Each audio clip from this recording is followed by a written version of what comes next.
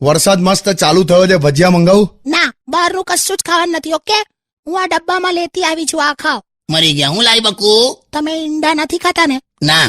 બસ તો આ પછી ભૈલું ને ખાવા દો. લે બેટા, શું છે આમાં? દહીં હાફ ફ્રાય. દહીં અફરાય હોય? ખાય નહીં મને. ખા, હવે મજા આવશે. ખા તું, ખા. તું ભૈલું છે ને એમની વાતો ના માનીશ. આ છે ને દહીં હાફ ફ્રાય એટલે એમાં શું થયું એકચ્યુઅલી, પેલું એગ વ્હાઈટ આવે ને હા હા. તો એ પેન ની બહાર ઢોળાઈ ગયું. આમાં પાછી કઈ પેન વાપરી તે? અરે પેન એટલે પેલી લખવા વાળી નહીં, તવો પેન.